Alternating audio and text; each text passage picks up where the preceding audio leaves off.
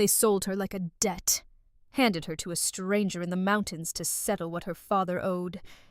The whole town watched. The whole town laughed. And Eliza May Calloway stood at that altar in a dress that did not fit right, holding flowers already dying at the edges, and she made herself one quiet promise. She was not going to disappear. What happened next in those wild Montana mountains would turn the woman nobody wanted into the woman nobody could stop. But first she had to survive a husband who trusted no one, a villain who owned half the county, and a secret buried so deep in the earth that men had already died trying to find it. Stay with me. This one is worth every minute. Here on this channel, we tell the stories the frontier never forgot, tales of cowboys and courage, of love found in hard country, of mothers who moved mountains and strangers who became family. If the human heart in all its wilderness is what you came for, you are exactly where you belong. The life you were handed and the life you deserve are two different things. Sometimes it takes a mountain, and someone willing to stand on it beside you to learn the difference. If Eliza's story is hitting somewhere real for you right now, hit that like button and let me know you are here. Drop your city in the comments. I want to see how far this story travels. Share it with one person who needs to hear it today. And if you are not subscribed yet, this is your sign. New stories go up every week, and you do not want to miss what is coming next. There are 3 things you can count on in Harrow Creek, Montana. The winters are long, the whiskey is cheap, and Eliza May Calloway will die in this town having amounted to nothing in particular. I had accepted 2 of those as gospel truth for 24 years. Turns out I was wrong about the 3rd. My name is Eliza. I work 6 days a week at Henderson's Laundry on the south end of Main Street, where the steam fogs the windows year-round and the smell of lye soap follows me home no matter how many times I wash my hands. I am not pretty by the standards Harrow Creek applies to pretty. I am not small. I am not quiet when I have something to say, which is part of what got me into trouble 2 years ago when James Whitmore decided to tell the whole town exactly what he thought of me at the church social in front of God and everyone who had ever known my name. He was thorough about it. I will give him that. I smiled through the whole thing. Stood there in my second-best dress with my hands folded and my chin up and smiled like a woman who is not having the worst afternoon of her life. And when it was over, I went home, locked the door, and slept 14 hours straight. When I woke up, I was still in Harrow Creek. Still Eliza Calloway. Still the woman nobody wanted to be, and everybody wanted to talk about. That was 2 years ago. This story starts on a Tuesday in October of 1878, which is the day my father came into Henderson's Laundry smelling like whiskey and bad decisions, and told me he had arranged a marriage. My father's name is Daniel Calloway. He was a decent surveyor before the drinking got its hooks in him, and a passable father before that. And somewhere along the way, he became the kind of man who makes choices about other people's lives because he has run out of choices about his own. He sat down on the stool near the door and he said, "Eliza, I have handled the debt situation." I kept pressing the shirt in front of me. I said, "What debt situation?"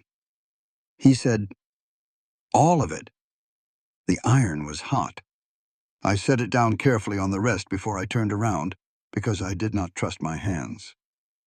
He explained it in pieces, the way a man explains something he knows is wrong but has already done. A rancher up in the Beartooth Range, a man named Colt McAllister. He had been approached through an intermediary. There was a debt instrument involved, the kind that gave someone else legal claim over the Calloway property. If the balance was not settled, the debt would disappear. All of it, in exchange for the arrangement. I said, "What arrangement?"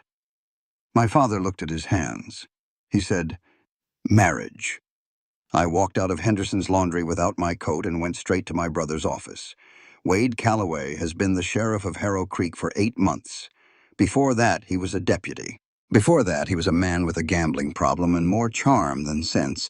which describes most of the men in our family going back 3 generations. He got the badge through means I did not fully understand at the time and understand too well now, but that is a story for a later chapter. Wade heard me out. He sat behind his desk with his hat on the surface in front of him, and he listened to everything I said. When I finished, he was quiet for a moment. Then he said, "Eliza, it might be the best offer you're going to get." I looked at my brother for a long count of 5. I thought about everything I wanted to say. Then I put on my practical face, the one I had been developing since I was 10 years old, and I walked out of his office without slamming the door. I went to Agnes Porter's counter instead.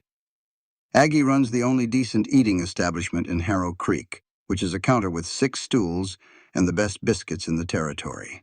She has been my closest friend since we were girls, and she was widowed at 24 and rebuilt herself from nothing, which is the kind of thing that either breaks a person or makes them into someone remarkable. Aggie is remarkable. She set a cup of coffee in front of me before I sat down. She always knows. I told her about the arrangement. She listened the same way she always listens, with her full attention and without pretending she does not have opinions. When I finished, she said, "I know of Colt McAllister." I said, "Tell me what you know." She said, "They say he killed a man in Billings with his bare hands." I said, "Do they say why?" She said, "They say the man had it coming." She refilled my cup. "They also say he has never been caught in a lie. Not once in 10 years of people trying." I sat with that for a while. A man who has never been caught in a lie is either very honest or very careful. In my experience, either one is more interesting than what Harrow Creek had been offering me. I went home that evening, and I stood in front of the small mirror in the back of our house. I looked at the woman looking back at me. She was 24 years old, and she was already disappearing, not all at once the way a candle goes out. Slowly, the way color fades from something left too long in the sun. I thought about 14 more years of laundry and lye soap and being the woman people talked about and looked through at the same time. I thought about my brother sitting behind his desk choosing something other than me without even flinching. Then I thought about a man who had never been caught in a lie. I went to find my father and I told him yes. Not because I had no options. I want to be clear about that. I said yes because I looked at that woman in the mirror and thought, 1 more year of this, and there will not be enough of her left to save. The wedding was on a Friday morning, justice of the peace, 7 o'clock, 4 people present, which were myself, Colt McAllister, my father, and a clerk who looked like he would rather be anywhere on earth. My first real look at Colt McAllister was in that small office with the morning light coming gray through the windows. He was not what I had built in my imagination. I had been preparing for frightening, the brutal kind that announces itself. What I got was different. He was 6'2" at least, dark-haired with silver at the temples, broad through the shoulders with the particular build of a man who does not exercise for vanity but because the work demands it. He had a scar across his right palm and eyes the color of good coffee and a face that had seen enough of the world to stop being surprised by it. He was frightening the way a very old mountain is frightening, not because it threatens you, because it simply does not care whether you can handle it or not. He did not look at my father during the ceremony. When Daniel extended his hand afterward, Colt looked at it for 1 full beat. Then he turned to me. He said, "Do you have everything you are bringing?" I said, "1 bag." He said, "That will do." He handed me a coat, heavy wool, altered at the shoulders to fit someone smaller than him. He said, "The elevation is higher than you are used to. This will matter more than you think." It was the most practical wedding gift I had ever heard of. I could not explain why it made me feel more settled than flowers would have. We rode out of Harrow Creek an hour later. I did not look back. I am not certain what I was expecting from the mountains. What I got was beauty so severe it was almost rude about it. The trail narrowed and climbed, and the town fell away below us, and the sky opened up in a way it simply does not do at lower elevation. Colt rode ahead on Reckoning, a black gelding, with an attitude I could read from 20 feet away. I rode a steady sorrel mare named Pepper that he had brought down for the occasion. He said, "She is opinionated but fair. Pay attention to what she is telling you, and she will not give you trouble." I filed this away as the most words he had spoken consecutively since I met him. He changed our route twice without explaining why. On the second change, I said, "Shorter way." He said, "Being watched." I said, "By whom?"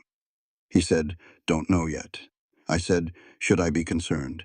He said, "Stay close to me and know." We camped the first night in a high meadow.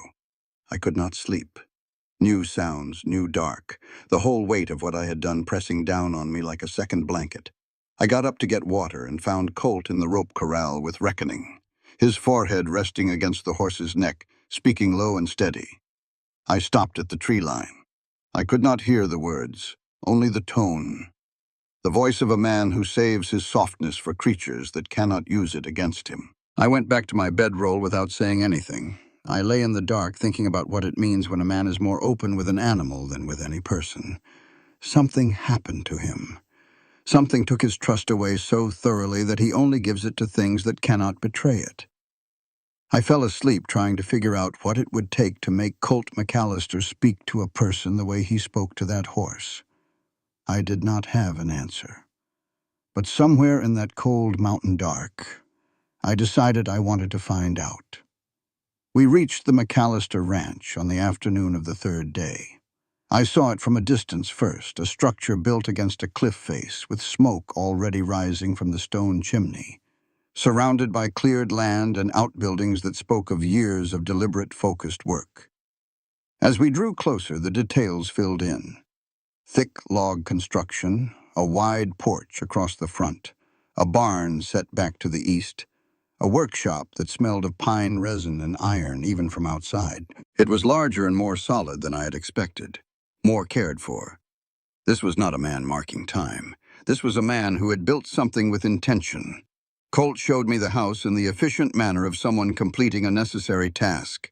Main room with a stone fireplace large enough to cook in, shelves along every wall, a heavy table in the center scarred from years of use, 2 bedrooms. He took the smaller one without discussion. I stood in the larger one and looked at the bed and the washstand and the window that looked west over the valley, and I thought, this is more than I have had in some time. The first week was an education in adjustment. I burned the first 3 breakfasts.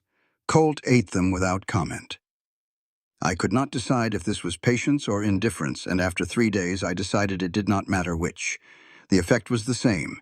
He taught without announcing he was going to teach. He did things and then stepped back, and I watched and tried, and he corrected without frustration.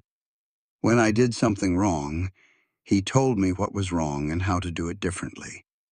He did not add anything to that. No exasperation, no sighing, no reminder that I had already been shown. My father would have brought each failure up for years. James Whitmore would have used every mistake as evidence of something fundamentally wrong with me. Colt McAllister treated my failures the way you treat a fence that needs mending, as a practical problem with a practical solution. I did not know how much I had needed that until I had it. On the third day, a man arrived, well-dressed for ranch country, suit coat and pocket watch and boots made for office floors. He introduced himself as Gerald Marsh, Regional Acquisitions Manager for Pacific Continental Railroad. He offered to buy the ranch, named a figure that made my eyes widen. Colt said, "No." Marsh said, "Mr. McAllister, perhaps you would like to consider the long-term implications." Colt said, "I considered it the last 4 times your company sent someone. Answer is the same." Marsh left. But before he mounted up, he looked at me directly and deliberately and said, "Congratulations on your marriage, Mrs. McAllister. It is wonderful that Colt has someone with him now. He has been alone up here a long time." The words were pleasant. The look behind them was not. That evening I explored the house while Colt was in the barn. Not snooping, I told myself. Orienting. In the second drawer of the workbench in the back room, under a folded survey of the property, I found a railroad planning document. Partial. Enough. The proposed line for Pacific Continental's northern Montana expansion ran directly through the middle of the McAllister Ranch. I put it back exactly as I found it. That night I found a photograph in the Bible in the nightstand. A woman, dark-haired, composed, the kind of elegant that looks effortless and costs everything. Written on the back in careful script, Eleanor, August 1872. I sat with it a long time. She was beautiful. Of course she was. I am many things Colt McAllister apparently needed. Practical, stubborn, willing to burn breakfast until I get it right. Beautiful like that is not something I have ever been. I put the photograph face down on the nightstand and told myself I was not bothered. I was bothered. That was the first time I admitted to myself that something about this man had gotten under my skin, and I resented the timing considerably. A week after Marcia's visit, we were working the fence line together, side by side, not much talking, when Colt said without preamble, "Marsh will come back." I said I assumed. He said, "If he talks to you alone, and he will try, do not tell him anything about the ranch, the layout, the outbuildings, what I do in the evenings, nothing." I stopped driving the stake I was working on. I said, "Why would he ask me those things?" Colt drove a post in before he answered. He said, "Because someone told him you might be worth asking." He did not say who, he did not say why. He picked up the next post and moved down the line. I stood and looked at his back and understood with the particular clarity of a woman who has been underestimated her whole life that I was standing in the middle of something. And it was time to figure out exactly what. The moment that changed the first month came on the evening of the 22nd day. I was doing the barn chores alone while Colt checked the upper pasture. I was getting confident, perhaps too confident. I worked through the stall systematically, and I did not double-check the latch on Reckoning's stall. An hour later, the stall was empty and Colt was not back yet, and a storm that had been threatening all day was making good on its promise. When Colt came back and saw the open stall, his face did not show anger. It showed something worse, a controlled, comprehensive stillness, the kind that means everything has been redirected inward so none of it comes out in a direction that would cause damage. He took a lantern and went into the dark. I kept the fire. I prepared what I could prepare. Hot water, dry blankets, food. I went through the motions of practical readiness while the storm worked outside, and I let myself feel the full weight of what I had done. I had been careless with the one living thing on this earth that Colt McAllister trusted without reservation. Not a fence, not a tool, the thing that mattered most to him. He came back at 2 in the morning, Reckoning in tow, soaking wet. A cut on his forearm from somewhere in the dark. I bandaged the arm. He let me. Neither of us spoke for several minutes. Then I said, "I am sorry." He said, "I know." He stood and went to bed. He did not bring it up again. Not the next day, not the day after, not ever. My father would have brought that night up for years. Colt McAllister let it be finished when it was finished. I did not know until that moment how much damage a person can do by never letting anything be over. 2 days later, I began standing outside Reckoning's stall for 20 minutes each evening. Not trying to touch him, just being there. On the 4th day, the black gelding crossed the stall and put his nose against the bars. Colt was passing behind me when it happened. He did not say anything. But when he went back inside, I caught the edge of something on his face that might, on a different man, be called a smile. On the morning of the 28th day, I finally got a fire started on the first try. I stood back and looked at it and felt something disproportionate to the accomplishment. Not pride exactly. More like the specific satisfaction of a person who has been told their whole life they are incapable of small things, proving, one small thing at a time, that they were told wrong. Colt came in from the morning chores and saw the fire and poured his coffee and sat down and said, "Good, not good job. Not I told you you could do it. Just good, the way a person says it when they actually mean it." I sat across from him with my own coffee and thought, I would like to keep hearing that word in that voice for a considerable length of time. Then I thought, that is an inconvenient thing to notice about a man who is keeping secrets. Because he was keeping secrets. I had been watching him long enough to know. The way he changed our route that first ride up. The railroad map in the back room. The look on his face when Gerald Marsh said the word Billings. The way he stood on the porch at night, looking down at the valley with his hand near his hip, not waiting, counting his words, not mine. Words. I had pieces. I needed more. The next piece came from an unexpected direction. Our neighbor Thomas Burke rode over one afternoon to return a borrowed soil auger. He was a plain-spoken man in his 50s who ran cattle on the eastern slope and had known Colt for years. He stayed for coffee and talked about the weather and the price of beef. And then, as he was getting ready to leave, he said, "Heard something at the feed store you might want to know, Colt. 2 men from outside the territory been asking about your spread. Who comes and goes, whether your wife goes to town alone?" Colt's voice stayed completely even. He said, "About my wife, specifically." Burke said, "By name. Wanted to know how long she had been here, whether she seemed settled." There was a silence. Then Colt thanked him and Burke rode off. I stepped out of the back room. Colt turned and saw me. He looked at my face. He looked at it for a long moment the way he reads landscape, taking in everything and drawing conclusions. He said, "Sit down. I will tell you what I should have told you before you came up here." We sat at the table. He put both hands around his coffee cup and he told me. He had been a Pinkerton detective for 11 years. He specialized in land fraud and railroad corruption. 2 years of that work had been focused specifically on a company called Pacific Continental Railroad and its senior partner, a man named Cornelius Stroud.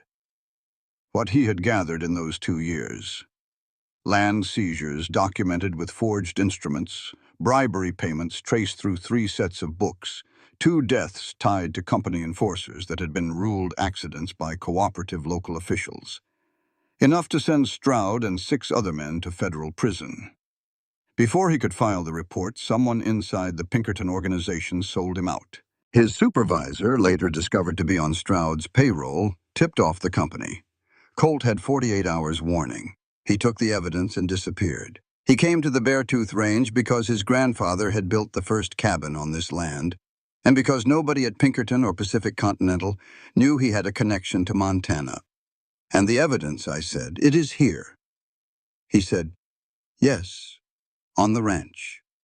Yes." I thought through the chain out loud the way I have always processed things that have too many pieces. I said, "Stroud needs the evidence destroyed before Pacific Continental's federal charter renewal. He could not get to you directly after 6 years of trying. So he found a way to put someone inside your house, someone whose father he already had a claim over." Colt looked at me. I said, "He did not just offer my father money to arrange this. He owned a debt instrument against our property. My father had no room to refuse. This was not a business arrangement. It was a lever." Colt said, "That is what I believe." I said, "And you knew this when you agreed?" He said, "I suspected it." I said, "You married me anyway?" He said, "Yes." I said, "Why?" He looked at me across the table with the complete directness that I was learning was simply how he operated. He said, "Because if Stroud was going to put someone in my house, I wanted to be the one choosing who came through my door. And I wanted someone who, if I was wrong about her, could survive what comes next." I said, "That is the most calculating thing I have ever heard." He said, "Probably." I said, "Were you wrong about me?" He considered this for exactly as long as it takes to be honest, rather than comfortable. He said, "No." I sat with that for a moment. Then I said, "What happens next?" He said, "Stroud changes tactics eventually. He has been patient, but patience has a deadline. When he moves, he will move fast, and he will come at whatever he thinks is the weakest point." I said, "He thinks I am the weakest point." Colt said, "He did." I caught the past tense. I said, "Did." He said, "You solved the fire problem this morning. You handled Burke's information without flinching. You have been paying attention to things I did not ask you to pay attention to." He picked up his coffee. "Stroud is working with old information." It was not a compliment exactly. It was an assessment. Coming from Colt McAllister, an honest assessment was worth more than any compliment I had received in my 24 years of living. I said, "Tell me about the evidence, specifically." He was quiet for a moment, then he said, "It is in 2 parts. There are documents, original records, transaction logs, correspondence. Those are stored on the property in a location Stroud suspects but does not know. I said, and the second part. He reached into his vest pocket and produced a folded paper. He laid it on the table but did not unfold it. He said, witness list, names, locations, statements. People who saw what Pacific Continental did and lived. A land office clerk, 2 railroad workers, a woman in Billings who saw one of the covered deaths. Without these witnesses, the documents are manageable in court. Stroud has enough lawyers to work around documents alone. With living witnesses who will testify, it is a different matter. I said, he knows about the documents. Colt said, yes. I said, he does not know about this. Colt folded the paper and put it back in his vest. He said, no. And I intend to keep it that way. We looked at each other across the table. I thought about the railroad map in the back room, about Gerald Marsh and his pleasant eyes and his unpleasant look, about 2 men at the feed store asking about me by name. I said, what do you need me to do? He said, keep your eyes open. Tell me everything you notice, even things that seem small, and do not go anywhere alone without telling me first. I said, that is it. He said, for now. I said, Colt. He looked up. I said, I am not going to run. I want you to know that. Whatever comes next, I am not the kind of person who leaves when things become difficult. I have had enough of that particular experience from the other side. He held my gaze for a long moment. Then he said, I know. He stood, picked up his hat, and went back to work. I sat at the table for a while after he left. Outside the window, the mountains were doing something extraordinary with the afternoon light, the way they do every afternoon up here, turning gold in a way that feels personal. I thought about a woman named Eleanor, whose photograph was still face down in my nightstand. About a man who had been living alone with a buried secret for 6 years. About a town below that had written me off so completely that nobody had bothered to warn me I was walking into something dangerous. I thought, well, someone should have warned Harrow Creek about me. The shooting lesson happened on a cold morning in the 3rd week of November, in the flat ground behind the barn with a row of tin cans on a split-rail fence. I was not a natural. Colt stood beside me and said, you are fighting the recoil before it happens. I said, how do you stop doing that? He said, you stop believing it is going to hurt you. I said, it does hurt me. He said, yes, but less than what happens if you do not know how to shoot. This was, I was learning, how Colt McAllister approached most problems. Not with reassurance, with accurate information and the expectation that you would make good use of it. I got better, slowly. By the end of the 2nd session, I could hit the center can 3 times out of 6. By the end of the 3rd, I was hitting it 4 times out of 6 and beginning to understand the specific satisfaction of a skill built from nothing. Colt showed me other things during those weeks. How to read weather in the way the clouds sit against the high peaks. How to move through the forest without making the noise a person normally makes. How to look at a trail and read what has been on it and when. He taught the way he did everything, efficiently, without decoration, expecting me to keep up. I kept up. The cooking lesson was my contribution. Colt could produce food that was technically edible and nutritionally adequate and completely without pleasure. He had been eating his own cooking for 6 years and had apparently made a separate peace with this fact. I could not abide it. I said, you feed reckoning better than you feed yourself. He said, reckoning works hard. I said, so do you. I taught him my mother's gravy recipe. The one thing I learned from her before she died, the one concrete physical thing that connected me to a woman I barely remembered. Colt applied himself to learning it with the same focused attention he applied to everything. He asked specific questions. He burned the first attempt and said, again? We made it 4 times before he got it right. When he did, he ate a bowl of it standing at the stove and said nothing for a long moment. Then he said, your mother was a good cook. It was the simplest possible thing to say. It landed somewhere in my chest that had been quietly empty for a long time. I said, she was. He nodded and went back to work. That was all. It was enough. The failure that changed things happened on the evening of a Tuesday near the end of November. Colt was checking the upper pasture fence. I was doing the barn chores alone, which I had done successfully for 2 weeks. And I was moving with the confidence of a person who has stopped double-checking things they have already learned. I did not double-check the latch on Reckoning's stall. The storm that had been building all day arrived while I was carrying feed to the far end of the barn. When I came back, the stall door was swinging and Reckoning was gone. I stood in that empty stall for 10 seconds. Then I did everything I could do, which was to go to the main barn entrance and call his name into the storm, and get no answer. Colt came back an hour later. He saw the stall. His face went to that controlled stillness I had learned to read, the one that meant he was holding something very large very carefully so it did not land on me. He took the lantern from the hook and went out into the dark without a word. I built up the fire. I heated water. I made food that would keep. I did the practical things available to me and let myself sit with what I had done. Not defend against it, not explain it away, just sit with it. I had been careless with the thing that mattered most to him. That was the truth, and there was no version of it that was less than that. He came back at 2 in the morning. Reckoning, found in a ravine half a mile up, was back in his stall. Colt was soaking and had a cut on his forearm from somewhere in the dark, and he moved with the careful deliberateness of a man who is very tired. I bandaged his arm without asking. He sat still and let me.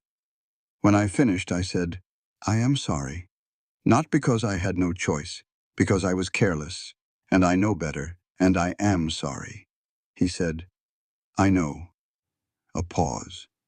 Then, "You will not do it again." Not a question. I said, "No." He stood. He went to bed. He did not bring it up the next morning, or the morning after that, or ever again. I thought about what it meant. A man who let things be over when they were over. Who did not collect your failures and present them back to you at inconvenient moments. I thought about how rare that was and how I had not known it was rare because I had never had it. 3 days after the Reckoning incident, I started standing outside his stall for 20 minutes each evening. Just standing. No agenda. On the 4th day, the black horse crossed the stall and put his nose through the bars. I held very still and let him investigate my hand. Behind me, from the barn door, Colt's voice. Took him 3 weeks to do that with me. I said, "Is that supposed to make me feel better or worse?" He said, "Better. He does not go to people he does not mean to go to." I turned around. Colt was leaning in the doorframe with his arms crossed, and something on his face that was not quite a smile, but was the closest thing to one I had seen from him. I thought, there it is. Whatever is behind all that careful distance. I wanted to see more of it. I was going to have to be patient, which was not historically my strong suit, but I was learning patience the way I was learning everything else up here, by necessity, one day at a time. The trip to Harrow Creek happened on the 1st of December. We needed supplies, the kind you cannot substitute or defer. Colt said he would go alone, and I said I was going with him. And we looked at each other for a moment, and then he said, "Stay close." Harrow Creek watched us arrive with the particular attention a small town pays to things it is not categorized yet.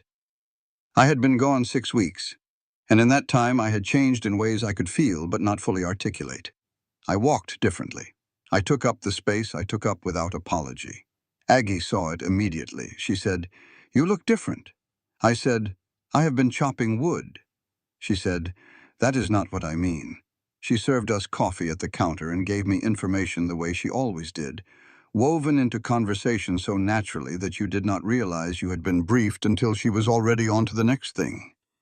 Pacific Continental had been buying water rights along the northern range. 2 men had been staying at the hotel for 2 weeks. They asked questions about McAllister's land and asked them to people who thought they were just making conversation. And Cornelius Stroud himself had been through Harrow Creek 4 days ago. I looked at Colt. He was watching the door. We found Stroud at the dry goods store. He appeared as if by coincidence, which meant it was not coincidence. Silver-haired, impeccably dressed, The kind of warm handshake that belongs to a man who has gotten very far in the world by making people feel comfortable before he takes something from them. He shook Colt's hand like an old acquaintance. He said, "McAllister, it has been a while. Since Billings, I think." Colt said, "Somewhere around there." Stroud turned to me with his full considerable attention and said, "Mrs. McAllister, your husband is a fascinating man, very private. I do hope he shares some of those qualities with you." He left. The door had not swung shut before I said quietly, "He knows the evidence is on the ranch." Colt said, "Yes." I said, "He does not know where." He said, "No." I said, "That is why he needs me. He thinks if he puts the right kind of pressure on the right person, he can find out where without having to tear the property apart and risk the legal exposure." Colt said, "That was the plan." "Yes." I said, "What changed?" He looked at me sideways. He said, "You were not what he planned for." On the road back, two riders blocked the trail at the Narrows. One of them I recognized from Aggie's description. Tall, lean, the particular stillness of a man who gets paid to be patient. His name, Colt had told me earlier, was Fletcher Beaumont, former Texas Ranger. Currently in Stroud's employ, and by Colt's assessment, a man with a code that Stroud kept pushing past its edges. Fletcher looked at us for a measured moment. Then he looked specifically at me. Not threatening, evaluating. Then he turned his horse and rode away, taking the second rider with him. Colt let out one controlled breath. I said, "What was that?" He said, "Confirmation. He was verifying we were together and unaware. He will report to Stroud that nothing has changed." I said, "But something has changed." He said, "Several things." That night I lay awake for a long time. During the confrontation on the road, I had been completely focused. No panic, no paralysis. I had watched Fletcher the entire time, reading his posture, calculating the geometry of the situation the way Colt had taught me to read terrain. I had thought, very clearly and very specifically, do not let him be hurt, not as an abstract concern. As a physical reality I felt in my chest before I had the words for it. I was in more trouble than Stroud and his railroad could account for. That was the truth of it. I had come up this mountain as a practical arrangement, and somewhere between burned breakfasts and fence lines and the particular silence Colt and I had developed together, it had become something else entirely. I was not ready to name it, but I was done pretending it was not there. The next morning at breakfast, Colt said, "I need to tell you something." He sat down across from me, put his coffee cup down. He said, "When I was working the Pinkerton case, when I was 2 years into building what I was building against Stroud, I was also living a different life. I had a wife." I said, "Eleanor." He said, "You found the photograph." I said, "The first week." He said, "She left 6 years ago. She wrote a letter saying she did not love me anymore, that I could not give her the life she wanted." The way he said it was careful, the careful of a man who has handled a piece of information so many times it has worn smooth. I said, "Do you believe it?" He was quiet for a moment. Then he said, "I believed that I had failed her. Whether her reasons were the ones in the letter or different ones, I figured the result was the same." I said, "That is a careful way to avoid answering." He looked at me. Something came through that he did not usually let through. He said, "No, I did not believe it, but I had nothing else to go on. I thought about Eleanor's photograph, about a woman composed and elegant and gone, about 6 years of this man alone on this mountain with a buried secret, and a letter he did not quite believe and no way to know the difference." I said, "I'm sorry that happened to you." He said, "Do not be sorry for things that happened before you were here." I said, "I can be sorry for things that hurt you without it being about me." He looked at me for a long moment. Something shifted in his face. Small, significant. He said, "All right." He picked up his coffee. The morning light came through the window and lay across the table between us. I thought, we are running out of space between the practical arrangement and whatever this is becoming. I thought, that is probably all right. The storm came in fast on an afternoon in mid-December. We were both in the barn when the sky made its decision. The kind of storm that does not give warnings, just arrives all at once with rain that turns the world outside the open door into a gray wall. We could not get back to the house without getting soaked through in temperatures cold enough to make that a genuine problem. So we stayed. Colt sat on a hay bale across from Reckoning's stall. I sat on a crate near the barn wall. The rain was loud on the roof. The horses were calm. There was nowhere to be and nothing to do. And for the first time since I had arrived on this mountain, we had 2 hours with nothing required of us. It was, I realized, the first time I had been still in months. I said, "Can I ask you something personal?" He said, "Probably." I said, "The scar on your hand, was that Billings?" He looked at his right palm. He said, "Man I was investigating figured out what I was doing, decided to handle it personally." I said, "What happened to him?" He said, 11 years at Deer Lodge. His choices put him there. I just documented them. I said, "Do you miss the work, the investigation work?" He thought about it honestly, which was the only way he thought about things. He said, "I miss the clarity of it, knowing exactly what you're looking for and why it matters." I said, "You still have that?" He said, "I do. It just looks different now." He looked at me when he said it, briefly, and then back at the rain. I said, "Can I tell you something?" He said, "Yes." So I told him about James Whitmore, the real version, not the abbreviated one I had used to protect myself when people asked. The actual version, which was a Sunday afternoon, and the whole town at the church social, and James standing up in front of everyone and delivering a verdict on Eliza May Calloway that was thorough and specific and landed with the weight of a sentence being passed. And every person I had known my whole life absorbing it and looking at me to see how I would take it. I said, I smiled. That is the part I keep coming back to. I stood there and smiled. Like if I held still enough and did not make trouble, it would not be as bad as it was. Colt said, "And was it?" I said, "No. It was exactly as bad as it was." He was quiet long enough that I thought the conversation was finished. Then he said, "What did you do after?" I said, "Went home, locked the door, slept 14 hours. He said, "That is the right answer." I said, "You have said that before." He said, "Because it is true both times. You did not punish yourself for his failure. You waited it out." I said, "It did not feel like that was what I was doing." He said, "Doesn't matter what it felt like. That is what it was." The rain shifted, coming sideways now, drumming against the west wall of the barn. Colt said, "I should tell you about Eleanor." I said, "You do not have to." He said, "I know. That is why I am telling you." He gave me the account. She left. The letter said she did not love him anymore, that she wanted a life he could not give her. He came back from a week on a case, and she was gone. He had been over the letter enough times to have it memorized, and had never found in it anything that told him whether she was telling the truth or lying for reasons he could not figure. I said, "Did you look for her?" He said, "Once. She did not want to be found." I respected that. I said, "Even though it hurt." He said, "Especially because it hurt. A person's right to leave does not become less of a right because you want them to stay." I thought about that for a long time. I said, "Colt." He said, "Yes." I said, "I want you to know something. I came up here because I was out of options, essentially. That was the truth at the start. But it is not the truth now. Now I am here because I choose to be here. There is a difference, and I want you to know the difference exists." He looked at me across the barn. The rain was easing. The light was changing.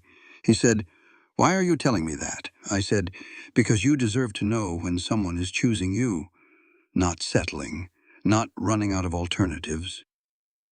Choosing." The silence that followed was the particular kind of silence that happens when something has been said that cannot be unsaid, and both people are deciding what it means. Then Colt stood and crossed the barn and stood in front of me. He held out his hand, the one with the scar on the palm. I looked at it for a moment. Then I put my hand in his. We stood like that while the rain slowed to nothing, and the light came back pale and gold through the barn door. He said, I am aware that I am not an easy person to share a life with. I said, I am not looking for easy. He said, I know. That is one of the things about you. I said, one of the things. He said, there is a list. It is getting longer. I laughed. It surprised both of us. His hand tightened on mine.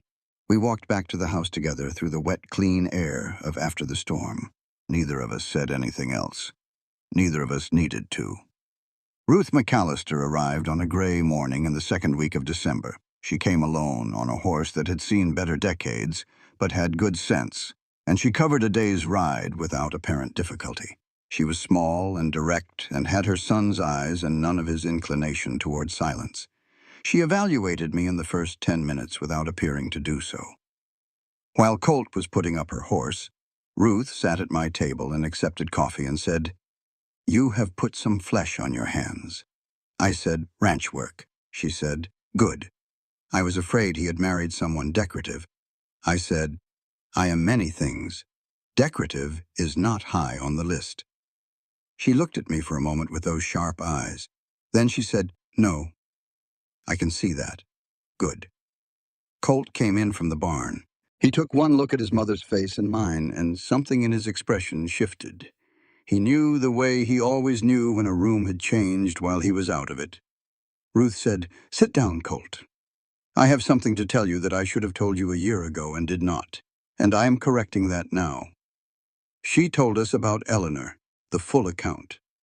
A letter that had arrived 14 months ago, forwarded through a complicated route that had taken Eleanor years to find.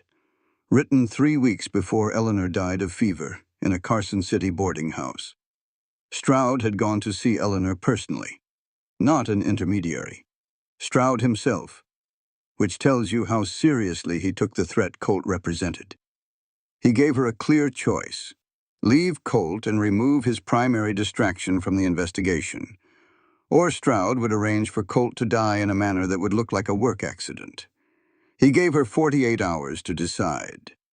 She wrote the letter. She packed her things. She left the man she loved and told the worst lie of her life in order to keep him alive.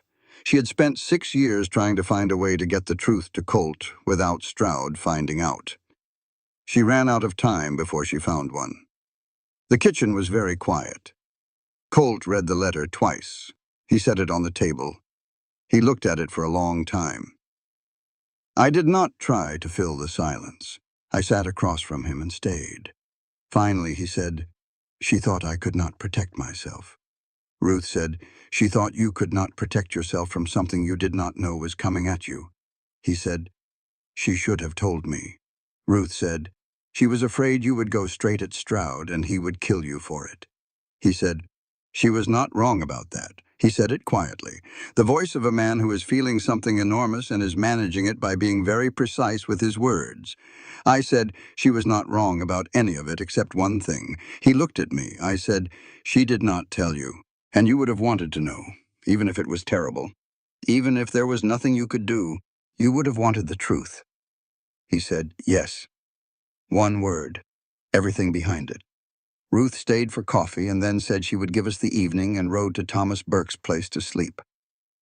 The door closed behind her and left Colt and me alone with Eleanor's letter on the table between us. He reached out and folded it carefully. He said, 6 years. I said, yes. He said she was protecting me, and I was living inside a story she told to keep me alive. All that time, I said she loved you very much. He said, "I know that now." He stood and went to the window. Outside, the mountains were doing the thing they do in the evening, holding the last light longer than the valley below. I said, "Colt." He said, "Yes." I said, "You have been living inside someone else's grief for 6 years without knowing it was grief. That is an extraordinary thing to have carried." He did not turn from the window. After a long moment, he said, "I did not know what I was carrying."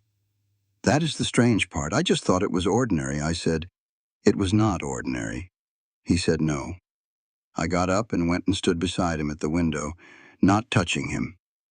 Just there, present. After a while, he said, "Thank you." I said, "For what?" He said, "For not saying it was all right.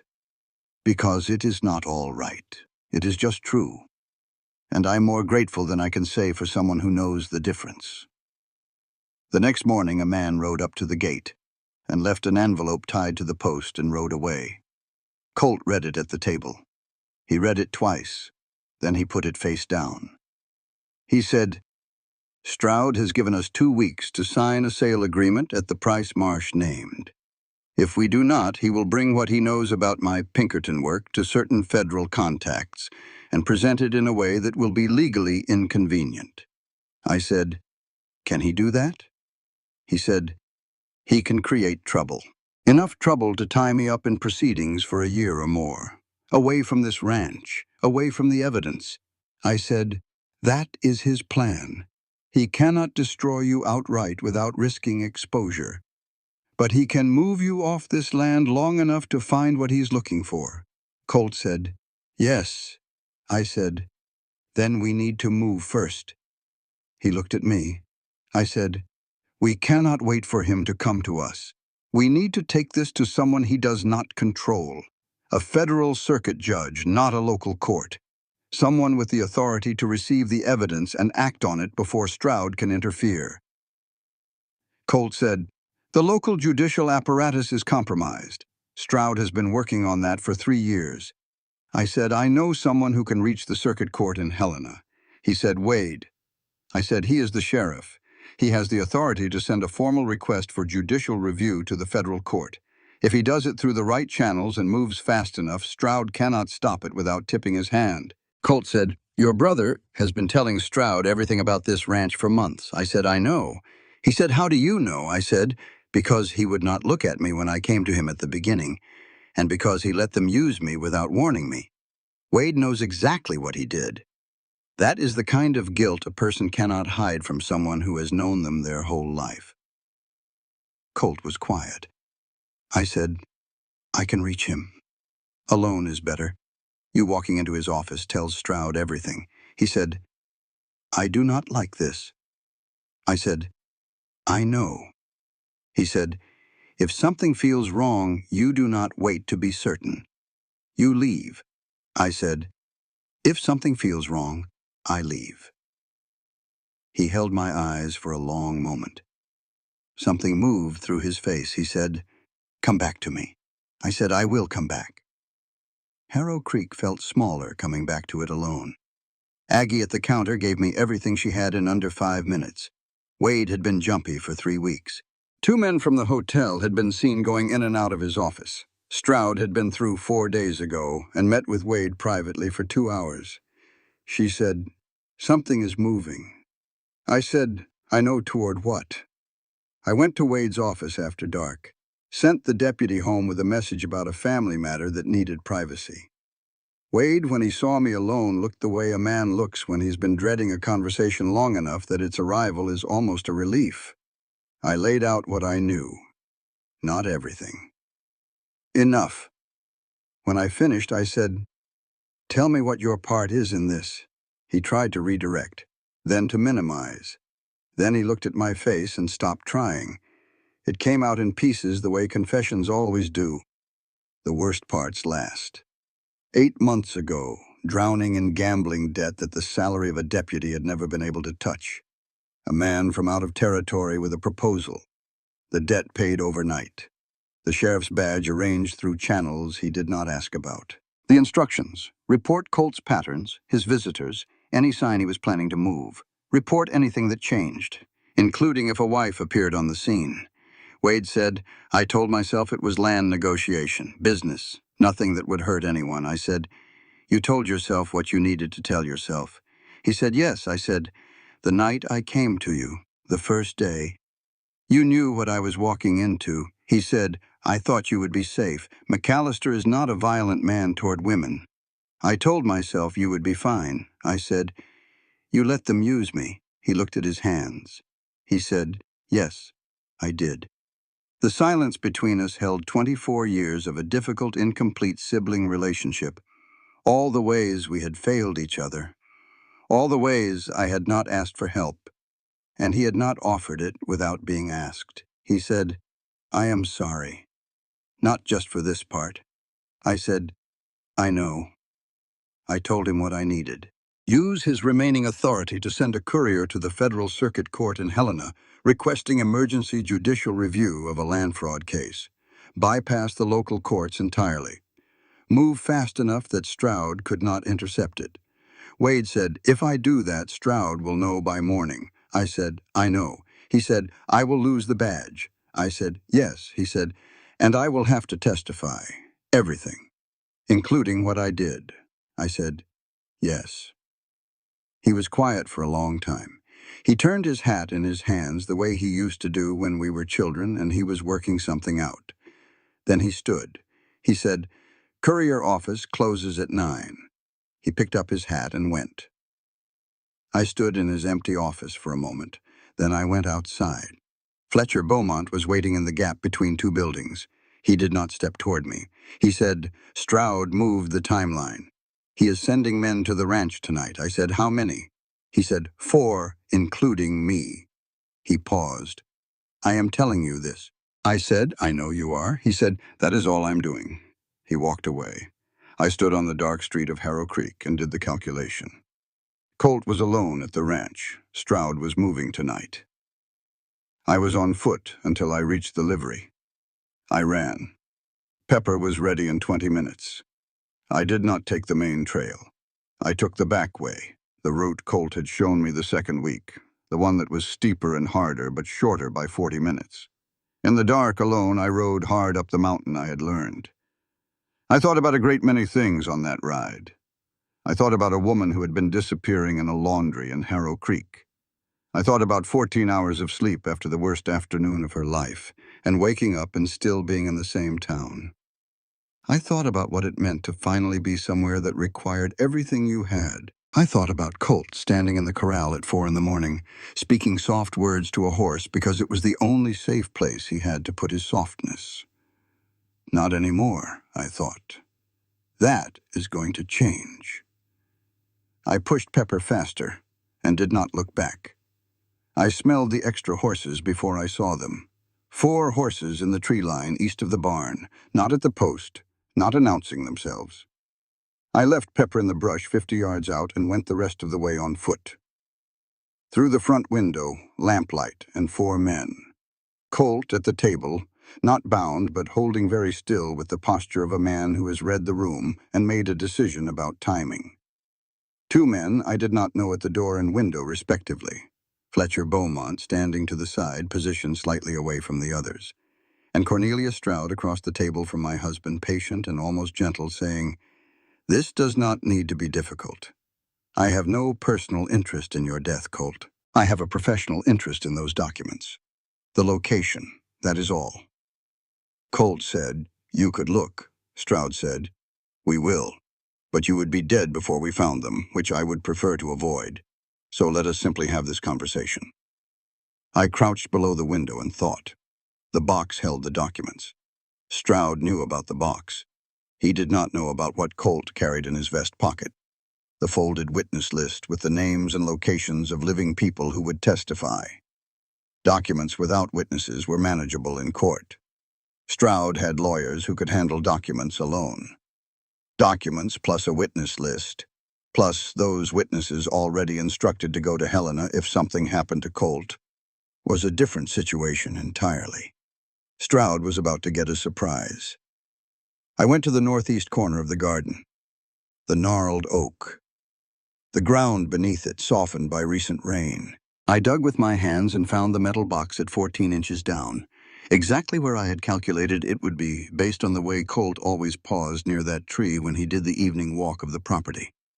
I stood up, brushed the dirt from my hands, walked to the front door of my own house and knocked. One of the unnamed men opened the door. I stepped inside with the box under my arm. The room rearranged itself around my entrance. Stroud stood. His face went through several things very quickly and arrived at a careful neutral. He said, "Mrs. McAllister." I said, "Mr. Stroud, I believe you have been looking for this." I looked past him at Colt. Quick assessment. Nothing broken. Eyes sharp and present and doing several calculations simultaneously. I looked back at Stroud. He said, "Lay it on the table." I said, "I will hold it, thank you." He said, "I would prefer." I said, I am certain you would. Here is my concern. If I put this on the table, I lose the only negotiating position I have, and I think we both understand I am not going to shoot my way out of this room. Stroud said, "Then we understand each other." I said, "Not quite. You have been operating on the assumption that this box is sufficient to complete what you need to complete. It is not." A flicker in his face. Small. He was good, not perfect. I said, "The documents in this box establish what happened. They do not establish that anyone will testify to what happened. In court, with your legal resources and enough delay, documents without witnesses are manageable. Inconvenient, but manageable." He said, "And?" I said, "My husband is not carrying documents. He is carrying names. People who watched what Pacific Continental did and lived to remember it.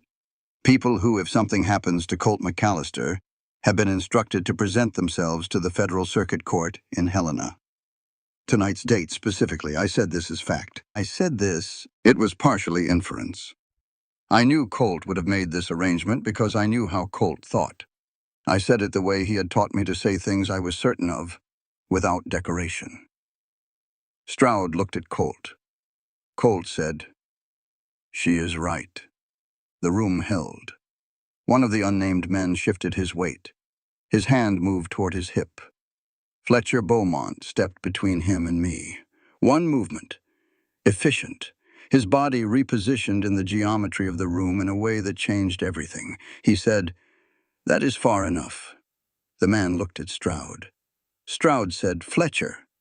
Fletcher said, "I told you before. I handle things that need handling.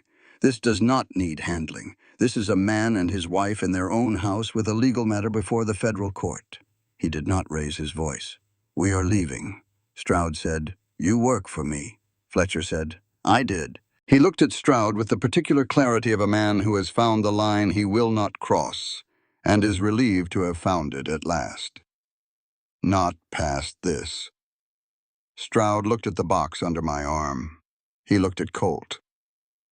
He did the calculation that a man like Stroud always does, the one that weighs risk against return and accounts for every variable he can account for.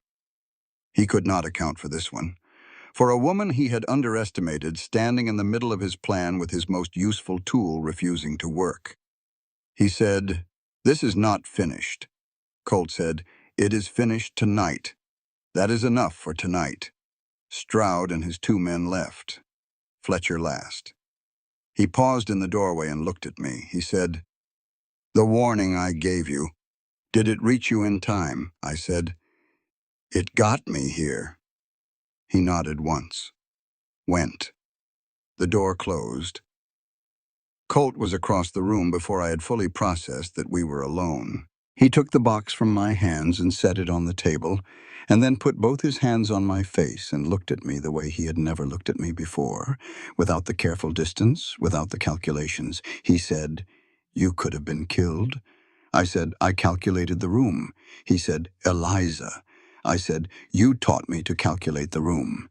He said, "I did not teach you to walk into a room with 4 armed men." I said, 3. Fletcher was already ours. Something in him released, not catastrophically. The specific, controlled release of a man who has been holding an enormous amount of tension and has finally been given permission to put it down. He pulled me close. I held on. He said against my hair, "Do not do that again." I said, "Then do not be alone when Stroud decides to make a visit." A sound from his chest, not quite a laugh, the edge of one. He said, "Fair enough." We stood in the middle of our house in the room we had both almost lost and breathed. After a while, he said, "The witness list. How did you know?" I said, "I have been paying attention. You carry it in your inside vest pocket. You check it occasionally. You said insurance." I figured out what kind. He pulled back enough to look at my face. He said, "You worked that out tonight. In the dark. Outside the window." I said I had a few minutes. He said, "Eliza May McAllister." I said, "Yes." He said, "You are remarkable." I said, "I am getting there." He almost smiled, the full version, the one I had been accumulating in memory since the barn door. It arrived now, in the lamplight of our kitchen, quiet and complete. I thought, there, that is what was behind all that careful distance, worth every bit of the wait. The federal circuit judge arrived in Harrow Creek 6 days later. Judge Clarence Whitfield, 60 years old, had adjudicated more railroad corruption cases than he could accurately number, and was deeply uninterested in being managed by anyone. Wade's courier had reached Helena in time. The request for emergency judicial review had been processed and acted upon with a speed that told me someone in the federal system had been waiting for exactly this kind of filing. The hearing was thorough and methodical and not particularly dramatic. Colt and I gave our accounts.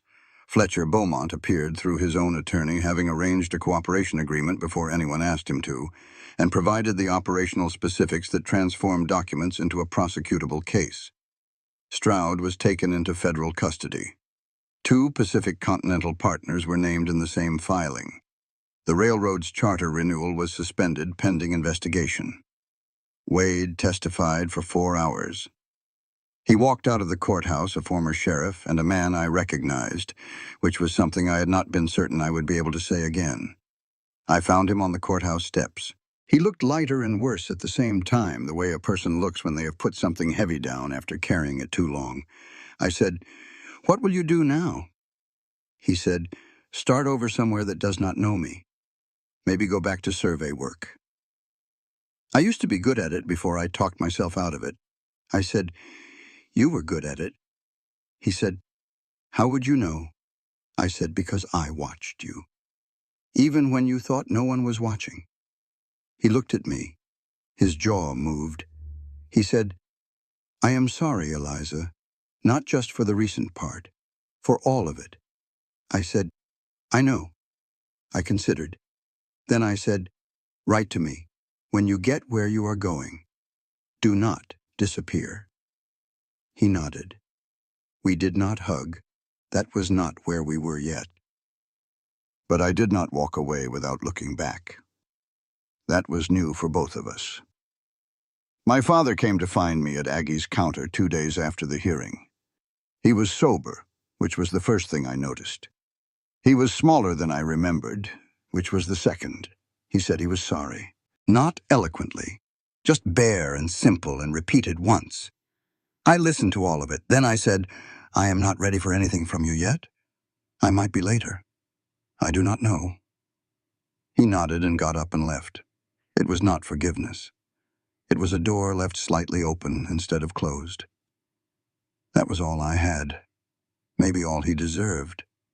I decided I could figure out the rest later. And later being a gift the last months had given me. Fletcher Beaumont came to the ranch one morning before heading south. He stood in the yard and said he was going back to Fort Worth. Said he had a daughter who was 9 and he had missed enough of it. Colt went inside and came back with enough money to make the trip comfortable. Fletcher looked at it and then looked at Colt. He said, "Why?" Colt said, "Because you stood in the right place at the right time. And because my wife told me that a man who will warn her instead of report her is a man worth doing right by." Fletcher pocketed the money. He looked at me. He said, "You made an impression." I said, "You gave me the chance to." He rode south. We did not watch until he disappeared. Some things you let finish when they finish.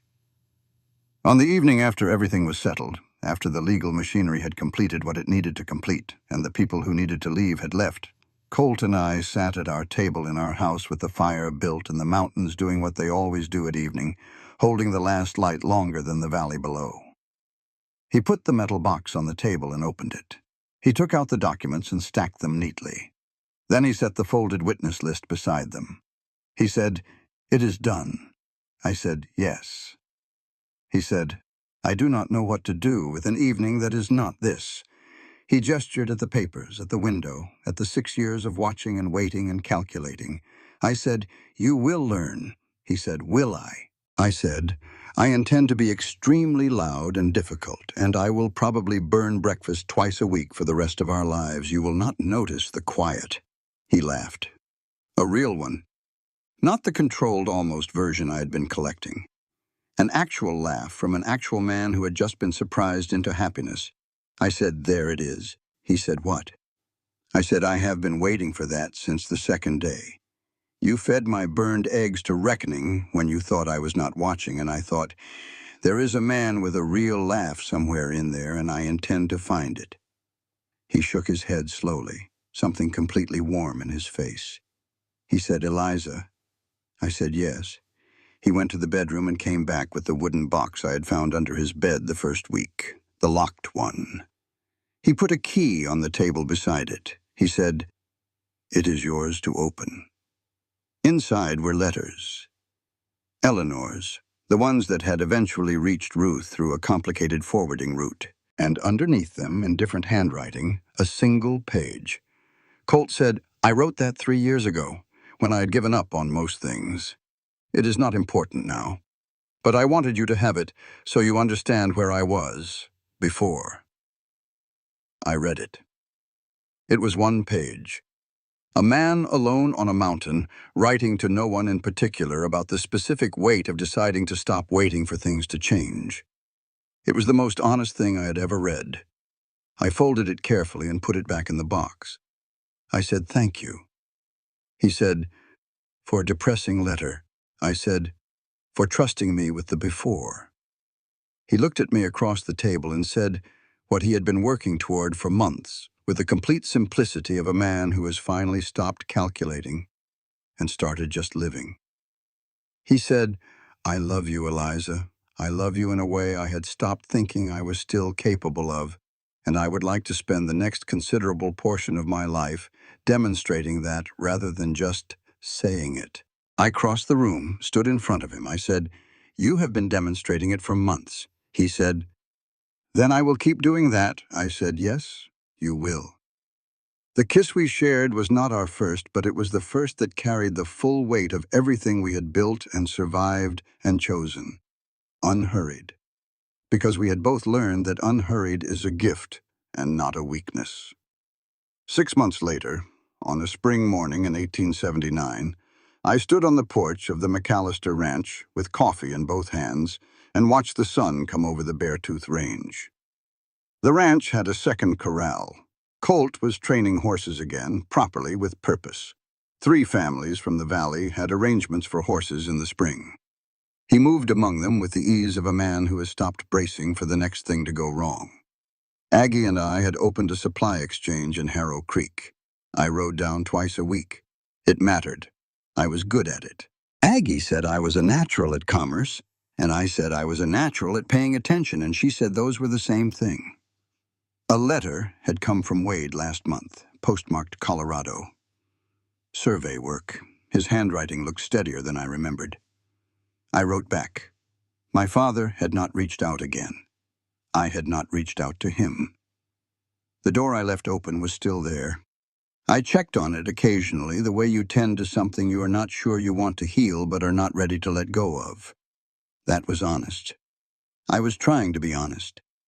Reckoning stood at the fence of the near corral, watching the morning with the dignified patience of a horse who has decided he tolerates things on his own terms. He tolerated me now. I counted that as one of the finer accomplishments of my life. Colt came out with his own coffee and stood beside me, his shoulder against mine.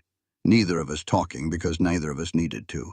After a while he said, "Burke's coming by today about the spring planting." I said, "I know. I have the seed inventory ready." He said, "Of course you do." I said, "Do not sound surprised. It has been months." He said, "I am never surprised, just continually impressed." I looked at him sideways. He was looking at the mountains, with the specific quiet of a man who is, for the first time in a long time, not watching for something to go wrong. I thought about the woman who had stood in a laundry in Harrow Creek 8 months ago, looking at her reflection and seeing someone disappearing. I thought about a justice of the peace office at 7 in the morning and a coat altered at the shoulders. I thought about burned eggs and a black horse in the dark and a barn in a rainstorm and a metal box in the ground and a room full of armed men, and the moment I understood what I was actually capable of. People in Harrow Creek said I married Colt McAllister because I had no options. They were wrong. I had options. They were just the wrong ones. What I had was a choice, and I made it, and I kept making it every morning I woke up in these mountains and decided that this was where I belonged and who I belonged with. That is not luck. That is not rescue. That is two people choosing each other in the specific daily unglamorous way that choosing someone actually looks like. Through the burned breakfasts and the hard winters, and the things that cannot be said until they finally can. Colt reached over without looking at me and took my free hand. I let him. The mountains held the morning light the way they always do, longer than anything in the valley below, like they know something the rest of the world has not figured out yet.